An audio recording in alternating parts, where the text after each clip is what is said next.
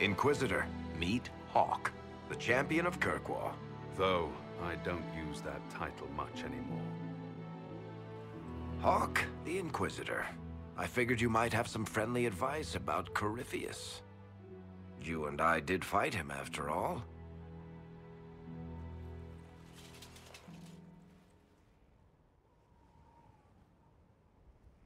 You've already dropped half a mountain on the bastard.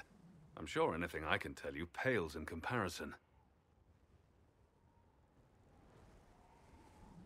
Oh, I don't know.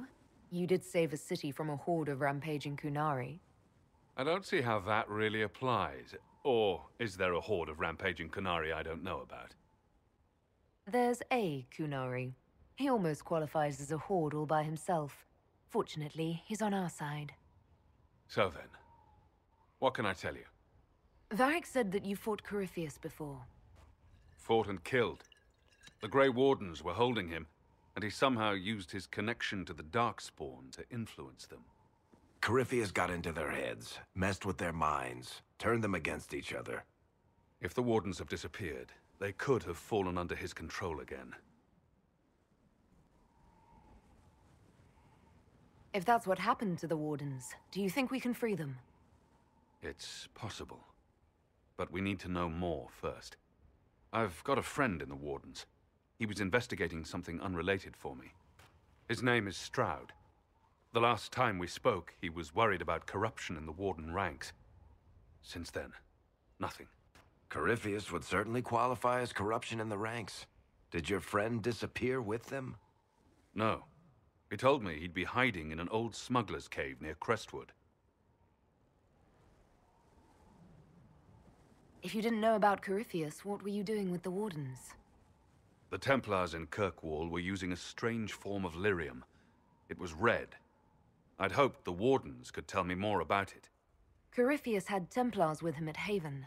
They looked like they'd been exposed to the lyrium you describe. Hopefully my friend in the Wardens will know more. I appreciate the help. I'm doing this as much for myself as for you. Corypheus is my responsibility. I thought I'd killed him before. This time, I'll make sure of it.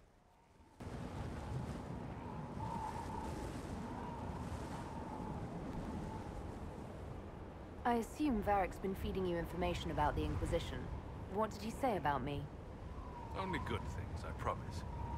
I was a little surprised, actually. Varric isn't one for religion in general, but he thinks highly of the Inquisition. I think the exact phrase was, "has a good shot at fixing Blondie's mess."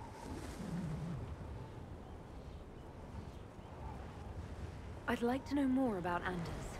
What was he like? I don't know if there ever was just Anders. He was crazy. By the end, there was nothing left in him except this insane need to start a war no one could win.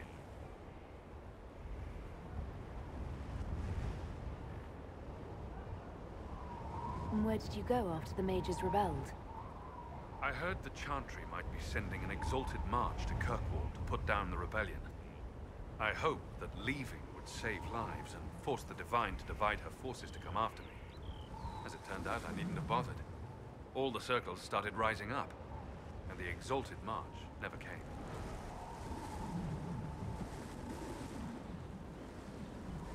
You said you thought you killed Corypheus.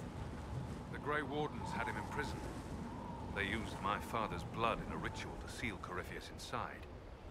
But he could still reach out and influence the Warden's thoughts. He sent them after me. And I didn't just think I killed him. When the fight was done, he was dead on the ground. Maybe his tie to the Blight somehow brought him back. Or maybe it's old Tevinter magic. But he was dead. I swear it. I heard you had family and friends in Kirkwall. Where are they now? My brother's a Grey Warden. I had my friend Aveline take him as far from Orlais as possible. When all the Wardens started acting strangely, I had to keep my family safe. Isabella and I never believed in being tied down. When I had to go into hiding, she understood. We'll see each other again. Until then, she'll be having fun. But hopefully not too much fun. We'll talk later.